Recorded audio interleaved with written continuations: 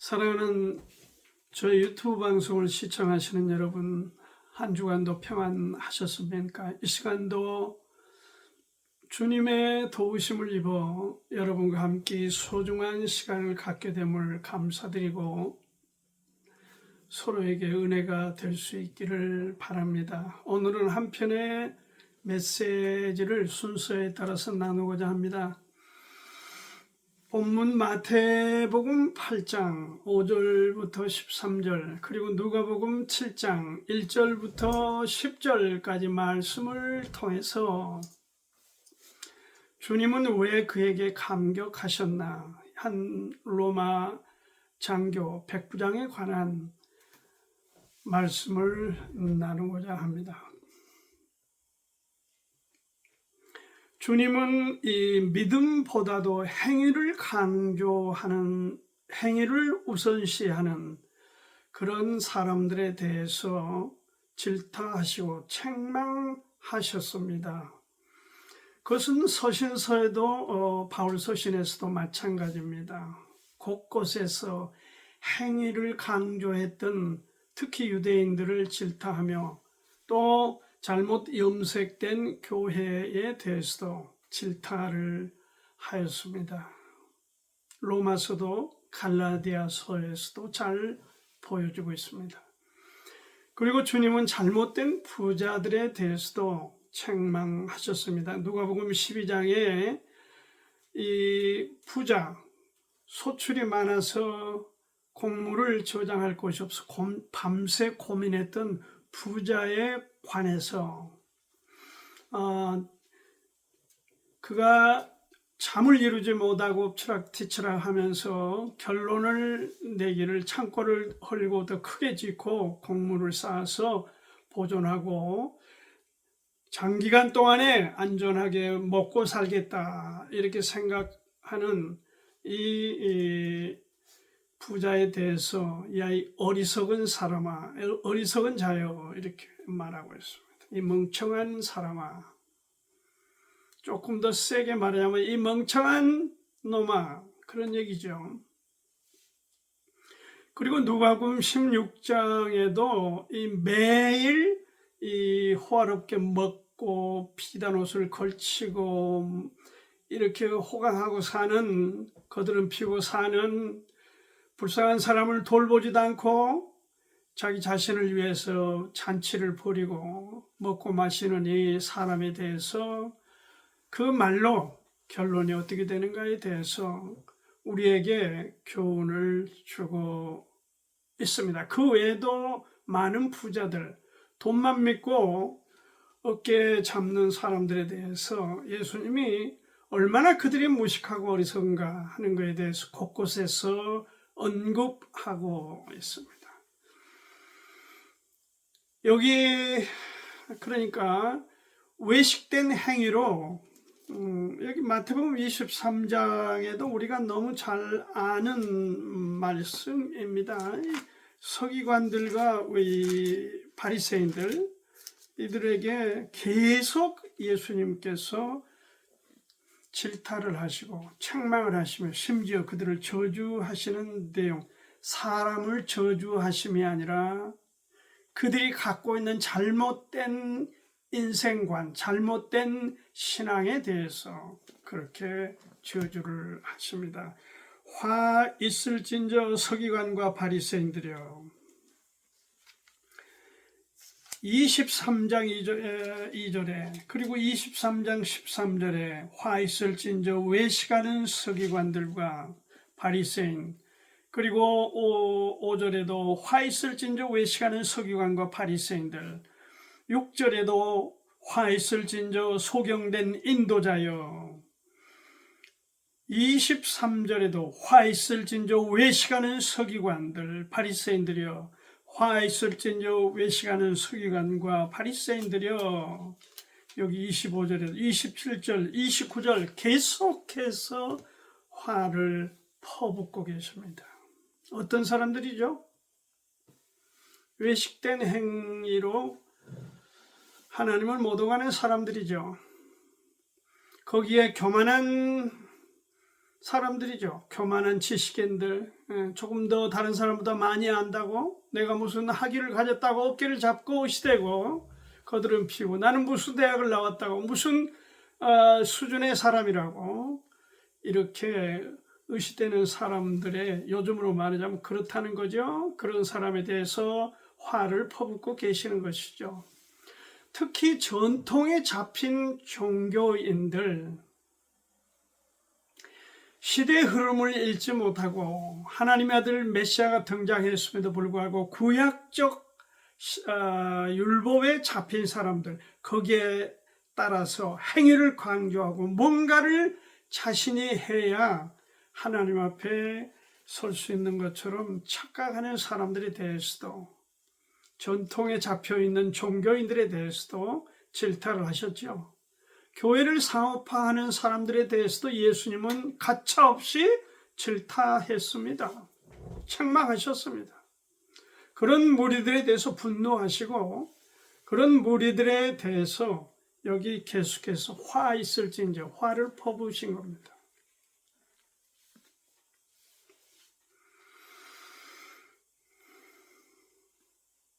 신앙이 좋은 선생님을 만나고, 그래서 성경을 바르게 가르침 받고 세팅이 건강하게 돼야 된다고 하는 것을 우리에게 제시해 주고 있습니다. 거기에 반해서 주님께서 극찬을 하는 사람들도 많습니다. 그 중에 오늘 한 사람, 로마 백부장에 관한 이야기를 나누고자 합니다. 돋보이는 사람, 믿음이 돋보이고 주님이 감격해 하시는, 그래서 오늘 제목을 주님은 왜 그에게 감격하셨나, 그런 제목을 잡고 이 주제로 같이 본문을 통해서 은혜를 나누고자 합니다. 먼저 이 백부장의 신앙이 어떤 거냐? 그는 신분에 따라서 사람을 대하지 않았다. 그가 무슨 힘이 세다, 그가 돈이 많다, 그가 무슨 학식이 높다, 아니면 그가 어떤 지위가 높다, 그런 것하고는 전혀 이 백부장하고는 상관이 없었습니다. 이 로마의 군대 100명을 거느린 백부장은 식민지에서, 지금 여기 이스라엘 식민지 아닙니까? 로마 식민지에 와서 이 지위라고 하는 백부장의 지위는 엄청난 지위입니다. 막강한 지위예요. 그런 지위에 있는 사람이 자기가 거느린 부하를, 자기 집의 종을 얼만큼 사랑하는가, 극진한 애정을 갖고 있었다. 사람 차별을 하지 않았다. 사람 차별이 참 좋지 않는 고질병입니다. 이 지금 자기가 거느린 하인이 병들어 죽게 된 거죠. 그래서 마침 고민을 하던 차에 예수님이 오셨다. 가버나움에 예수님이 지금 오셨다는 말을 듣고 자기 하인의 이 죽을 병 같은 이 병에 대해서 어떻게 좀 손을 써달라고 간청하는 데서 이 8장 백부장에 관한 기록이 시작됩니다. 예수께서 가버나움에 들어가시니 한 백부장이 나와 간구하여 가로되 주여, 내 하인이 중풍병으로 집에 누워 몹시 괴로워하나이다. 가라사대 내가 가서 고쳐주리라. 중풍병이 들어서 괴로워하면서 죽게 된 하인에 대해서 여기 마태복음 8장에서는 본인이, 백부장 자신이 직접 예수님께 나가서 그렇게 아뢰는 것 같이 기록이 되어 있지만, 사실은 누가복음 7장 3절에는 자기 함께하는 장로들 몇 사람을 지금 보내서 부탁을 한 겁니다. 자기는 이방인으로서 어떻게 보면 나아갈 자격이 없다고 생각했을지도 모르겠습니다. 자기는 감히 예수님을 뵙고 이런 부탁을 하기에 너무 뭐라 할까요? 자격에 미달됐다 할까요? 그런 겸비한 자세로 여기 장로들을, 유대인 장로들을 부탁을 해서 예수님을 만나서 이 사실을 전달케 하는 얘기가 여기 마태복음과 누가복음은 각각 조금씩 다르게 기록이 되어 있는 걸 볼 수 있습니다. 이 백부장은 식민지인 유대인들을 사랑했습니다. 뿐만 아니라 누가복음 7장 5절에 보면 유대인들을 위해서 회당도 희생하여 지어서 그들의 신앙에 대해서 존중히 여기는 그런 이방인 장교였습니다. 그는 진실한 사람이었습니다. 자기보다 낮은, 자기보다 어려운 사람들을 보고 어떻게 대하는가를 보면은 그 사람의 마음을 대충은 읽을 수 있는데, 이 백부장을 통해서 우리가 읽건데 그의 자세, 그의 마음은 참으로 정직함 그 자체였습니다. 그래서 자기가 부리는 종을 편견 없이, 너는 유대인이고 너는 내 집의 종이야, 너는 내 하인이야, 그렇게 사람을 대하지 않고 편견 없이 존중히 여기고 사랑하고 소중히 여겼다. 로마의 백부장이라고 하는 그런 관점에서 보는 것이 아니라 한 사람과 한 사람의 관점에서 내가 지위가 높고 내가 더 많이 가졌다, 그런 관점에서 내려보는 것이 아니라 수평적으로 너와 나는 하나님 앞에 같은 피조물이다, 그런 태도, 그런 자세로 지금 보았다는 것입니다.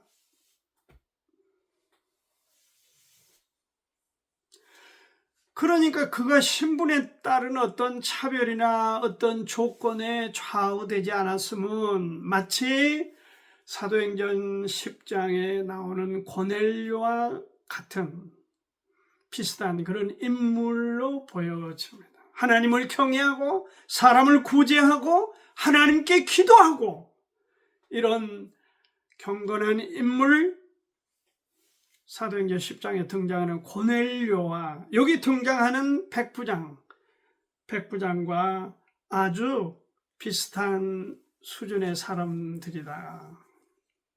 특히 그들 중에 하나님을 경외함, 이 경건함은 거의 같은 수준이 아닌가 이렇게 보여집니다. 하나님의 복을, 하나님의 축복을 받기 위해서는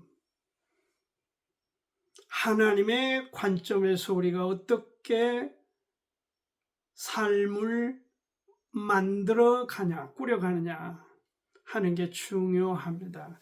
우리가 잘 아는 시편 1편 1절은 복 있는 사람은 악인의 꾀를 좇지 아니하며 죄인의 길에 서지 아니하며 오만한 자의 자리에 앉지 않는다.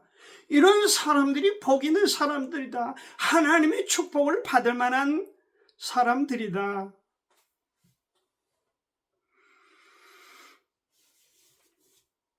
구약의 사례로 왕자 이 사울 맏아들 요나단을 우리가 보건대, 그는 어떻게 보면 천직이고 나이도 어리고 그리고 별 볼 일 없는 다윗,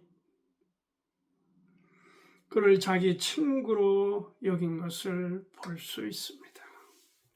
그래서 그를 자기 목숨을 희생하면서까지 자기 아버지의 가해 행위로부터 그를 지키고 보호해주는 내용을 볼 수 있습니다. 다윗이 이스라엘의 두 번째 왕으로 그 위대한 업적, 메시아의 왕국에 관한 그림자를 구약에 제시해 보여줄 만큼 그런 어마어마한 인물이지만 사실은 그 인물을 만들어내는 그 역할은 요나단이 한 것입니다. 요나단의 훌륭한 인물됨이 결국 다윗을 훌륭한 인물로 일으켰다, 그렇게 볼 수 있는 대목입니다. 저도 이 군대 생활을 하면서 그런 훌륭한 분을 만났습니다.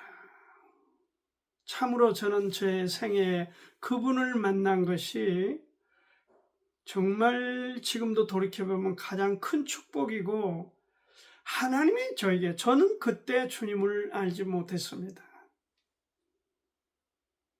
하나님께서 나에게 그때 엄청난 내 인생의 어떤 그림을, 덩어리를 하나 쥐어줬던 계기였다. 그는 미국의 큰 대기업의 부회장의 아들로서 캡틴이었습니다. 여기 같습니다. 어떻게 보면 대위 캡틴, 이름이 크리스찬슨이었어요. 그는 G2라고 하는 이 미군 부대에서 G2는 이 작전에 해당하는 작전 부서죠. 작전 과장이죠. 그의 지휘가. 그는 이게 원래 이제 미 이사단이었습니다만은 그 봉일천에 있었는데, 거기서 한 6km쯤 떨어진 곳에 고아원이 있었습니다. 그 고아원에 매주 일과가 끝나면은 금요일 저녁이나 토요일날 가서 거기 그 고아원을 돌보는 것입니다. 옷을 벗고 잔디를 깎아주고 아이들을 씻기고 그 구전 일을 다 그리고 이제 토요일 저녁에 부대로 다시 들어오는데, 귀대할 때에는 꼭 고아 아이들을 2명씩을 데리고 옵니다. 남자 아이들 꼭 2명을 데리고 와. 이 오피스 클럽이라고 이 장교들에게는 이 식당이 따로 있습니다. 거기 가서 아이들에게 극진한 대접을 합니다. 교대하면서 매주 그렇게 하는 겁니다. 이번에는 이렇게 했으면 다음엔 다른 아이들을 데리고 와서 그렇게 또 먹이고, 그리고 제가 목격한 바로 놀라운 거는 그 미군 장교들에게는 굉장히 큰 침대를 줍니다. 그곳에 침대 위에 2 아이들을 재웁니다. 그리고 자기는 바닥 카페트 위에 잡니다. 정말 눈물 나올 만한 그런 그의 선행을 저는 보았습니다. 그는 크리스찬입니다. 그는 그 부의 집안 아들입니다. 매주 반복해서 그는 토요일, 일요일 그렇게 아이들을 케어하고 그렇게 아이들을 돌보면서, 저는 그러한 장면들을 목격하면서, 저도 지원을 요청해서 가끔 가서 거기가 잔디도 깎아주고 그런 일을 그때 하면서 그의 모습을 가까이 본 것입니다. 목격한 것입니다. 그리고 인생이라는 게 이런 거야. 그러한 큰 덩어리를 제 젊은 20대 초에 제 마음에 간직하게 되었고, 어떻게 보면 그래서 제가 목회자의 길로 하나님께서 내주신지도 모르겠습니다. 신분에 따라서 사람을 평가하고 신분에 따라서 대우를 하고 그런 차별을 하는 사람들은 하나님의 눈에는 좋은 사람은 아닙니다. 절대 아닙니다. 나쁜 사람들입니다. 악한 사람들입니다. 너는 어디고 너는 어디, 너는 유대인이고 나는 이방인이고 이런 개념으로 사람을 대하는 거는, 너는 한국 사람이고 너는 어디 미국 사람이고. 그래서 제가 지금 미국을 보면서 걱정되는 것이 미국 우월주의 아닙니까? 백인 우월주의입니다. 그것은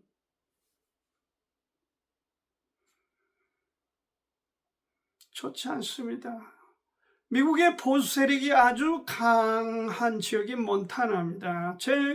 저희들이 그 엘로 하우스에 둘째 아들 가족과 함께 2박 3일을 우리가 가서 여행을 했는데, 가는 그 몬타나 가서 이제 그 화장실이, 여성들 화장실은 그 날씨가 추운데, 꽤 추웠는데, 저 밖으로 돌아가서 여성 화장실이 있어요. 그리고 남자들은 화장실은 더 따뜻하고 편한 안에 있어요. 그러니까 이제 그 화장실을 갔다 온 며느리가, 둘째 며느리가, 어떻게 여자 화장실이 밖에가 있냐, 저 멀리. 에? 여성을 우대해야지 이렇게 하면 되겠냐. 그러니까 거기 그 일하는 사람이 뭐라고 한 줄 압니까? 나이가 꽤 많은 사람인데, Here is Montana. 여기는 몬타나다 이거예요. 뭐예요? 남성 우월주의, 백인 우월주의, 미국 우월의식. 저는 그 미국이 세계를 움직이는 시간은 거의 다 찼다, 그렇게 보고 있어요. 지금 미국의 흐름이 제가 볼 때는 그래요. 좋지 않습니다. 사람을 차별하고 남녀를 차별하고 나는 부자고 나는 강한 나라고, 어린 반푼도 없는 얘기입니다.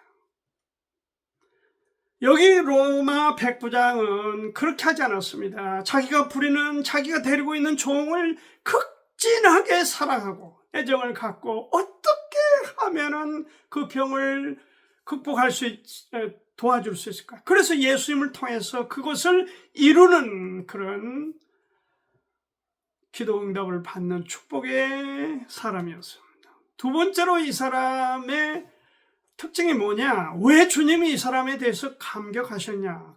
이 사람은 이방인임에도 불구하고 로마인임에도 불구하고 유대인들에게서도 볼 수 없는 그런 겸손한 사람.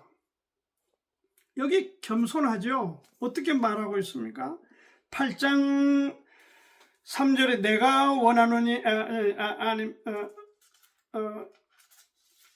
8장 아닙니다. 6절 7절에 보니까 가라사대 내가 가서 고쳐주리라. 예수님이 그 백부장 집에 가서 고쳐주겠다 하니까 백부장이 뭐라 했습니까? 아닙니다. 하나님이요, 아닙니다.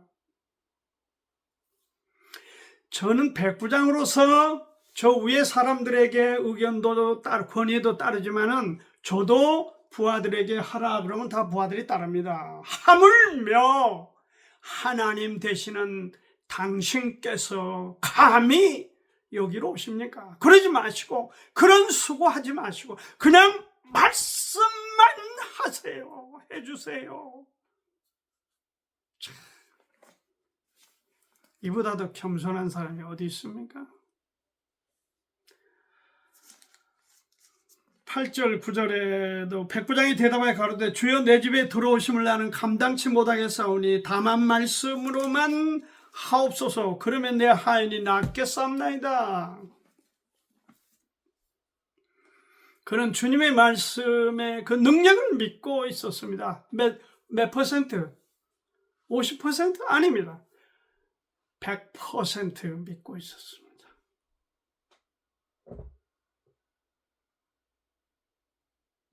왜? 그는 하나님을 알고 있었어요. 하나님의 아들 예수님도 알고 있었어요. 요한복음 1장 1절에 이 말씀이 하나님과 함께 계셨으니 이 말씀은 곧 하나님이시라. 그 사실을 이 백부장은 알고 있었어요. 요한복음 1장 14절에는 이 말씀이 육신이 되어 우리 가운데 거하시며 우리가 그 영광을 보니 아버지의 독생자의 영광이요 은혜와 진리가 충만하더라. 이 사실을 알고 있는 사람이었다. 안다는 것으로 믿고 있었다. 끝난 것이 아니라 믿고 있었다.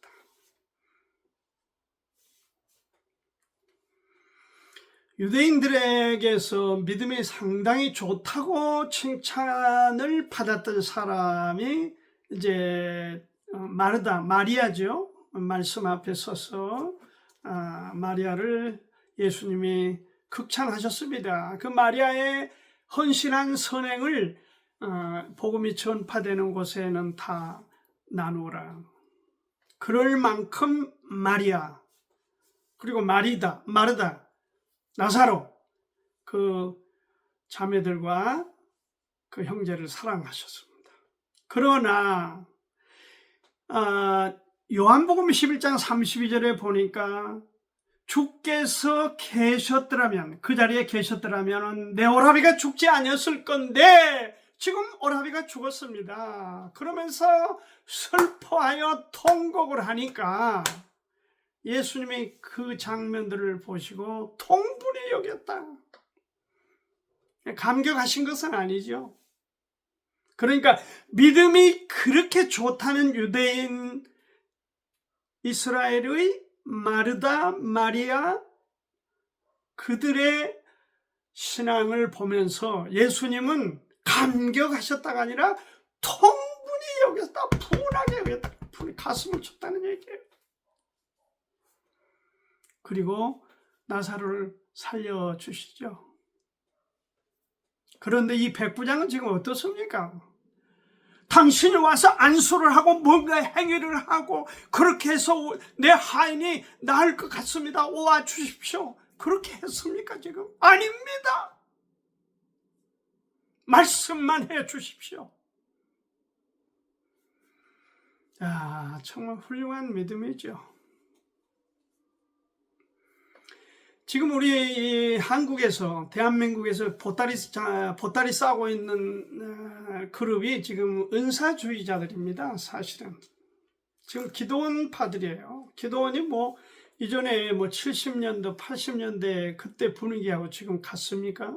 저는 가보지를 않아 잘 모르겠지만은 기도원을 찾는 사람들이 주변에 별로 없는 걸 보면은 그 체감할 수 있어요.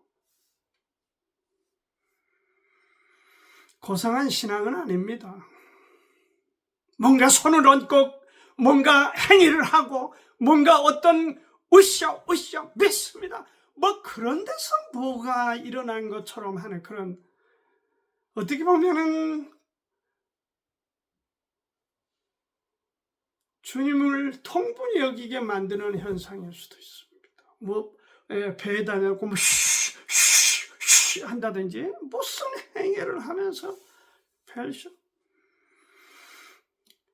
이 시간을 빌어서 한 가지, 제가 최근에 본 그 유튜브 방송, 그 순복음교회이던데 그 담임 목사님이에요.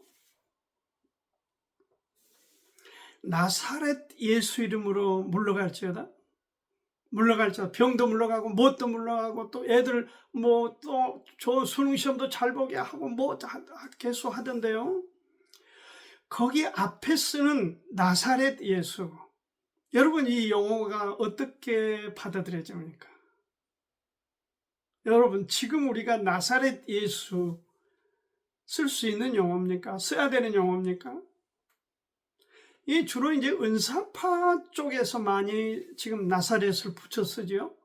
여러분 나사렛이란 동네가 저금한 동네죠. 그래서 사람들이, 유대인들이 예수님이 나사렛 출신이라고 비난을 했어요. 아이 저 촌놈, 촌뜨기가 뭘 안다고, 저 무식한 나사렛 출신 예수 아니냐.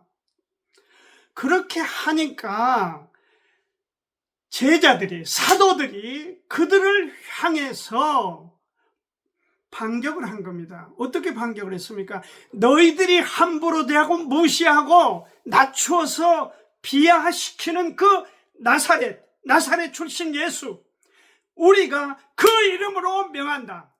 그러면서 나사렛 예수 이름으로 물러가라, 이렇게 하는 겁니다. 그런데 오늘 우리가 지금 과도기인 사도행전을 통과해서 서신서, 제가 강조해서 말씀을 드렸죠.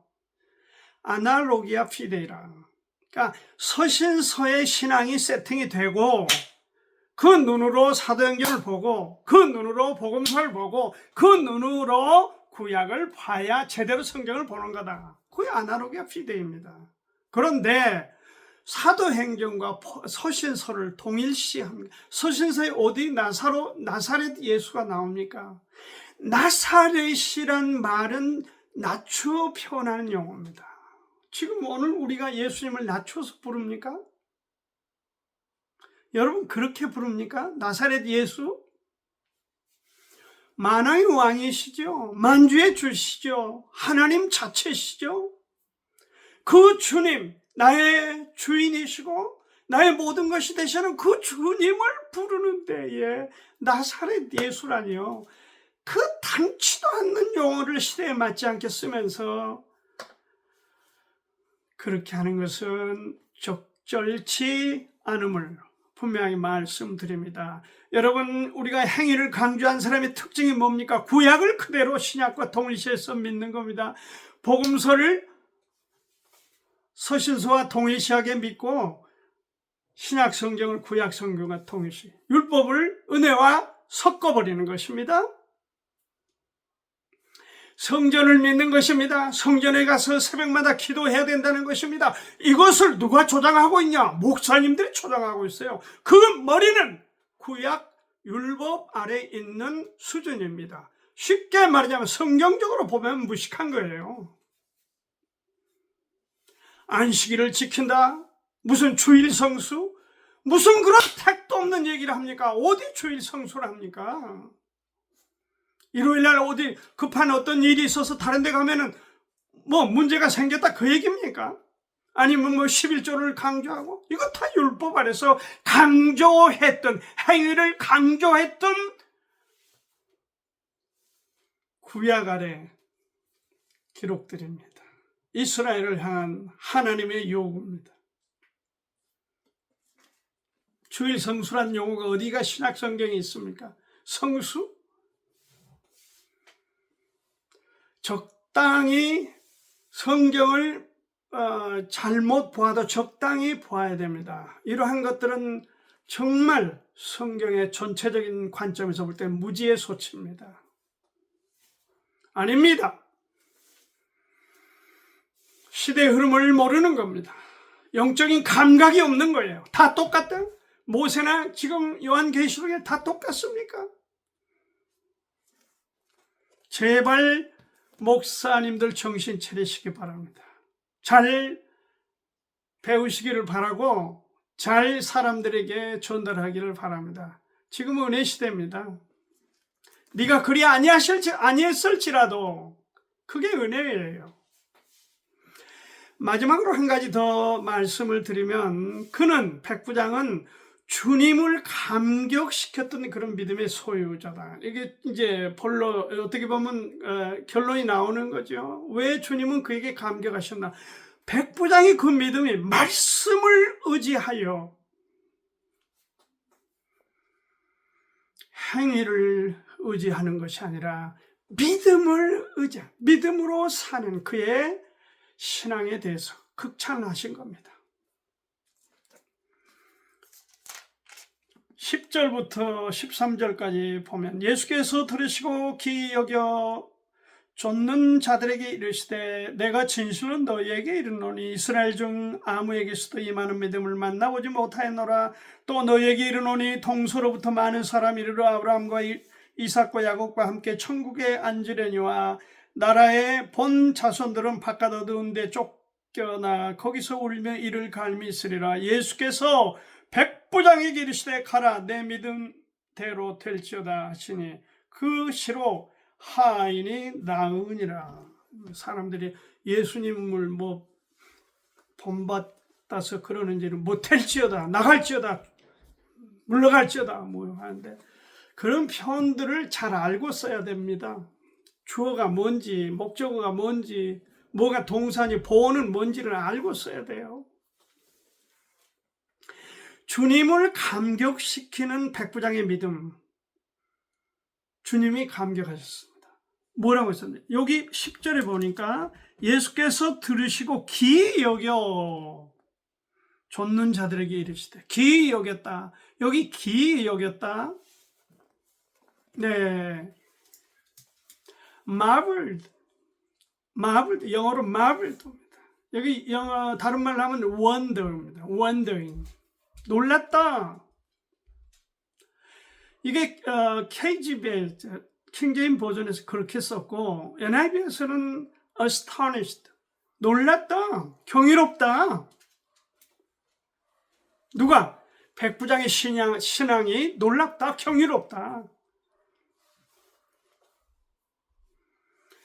이스라엘 중에서도 이만한 믿음을 보지를 못했다.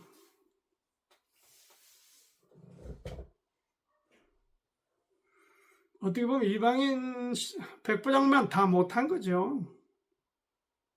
그리고 가라, 네 믿음이 네 믿음대로 될 거다. 그리고 그 시에 하인이 고침을 받았다고 기록되어 있습니다. 그러면서 주님께서 탄식한 게 있습니다. 선민들의 믿음이 너무 없다.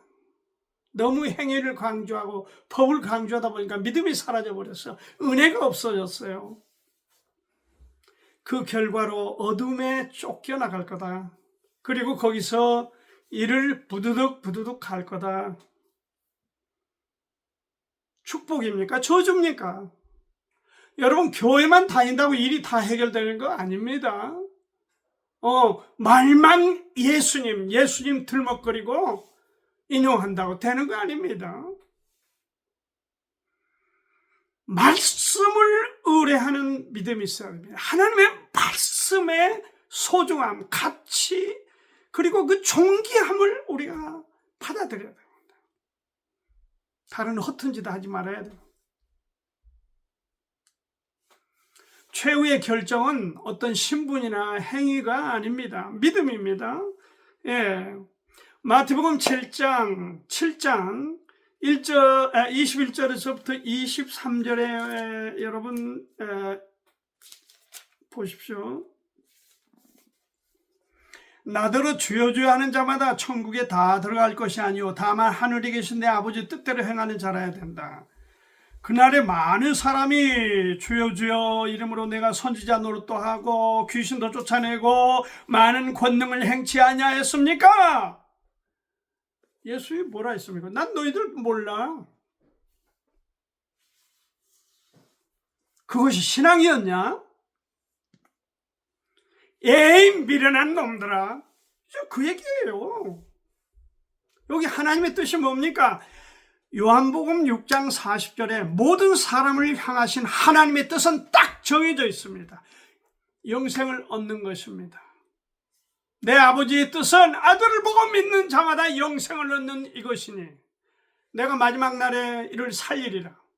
요한복음 6장 40절에 하나님의 뜻, 모든 사람을 향하신 하나님의 뜻이 있습니다.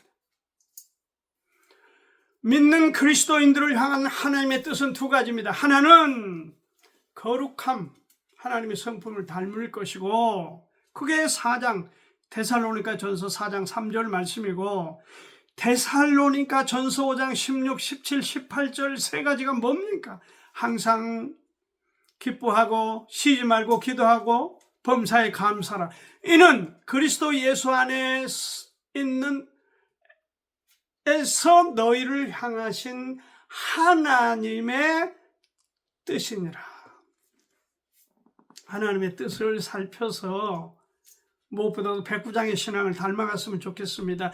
하나님의 말씀이 곧 하나님이시고 하나님의 말씀이 예수님이고 그래서 우리가 말씀이 살아있어. 말씀을 알아야 되고 그 말씀을 통해서 우리의 신앙이 집을 지어져야 된다. 다른 엉뚱한데 세월을 보내지 말고 하나님의 말씀에 잡힌 백부장의 신앙을 닮아 하나님을 기쁘시게 하는, 감격시키는 그런 성도들이 여러분과 제가 되기를 축원합니다. 바랍니다. 감사합니다.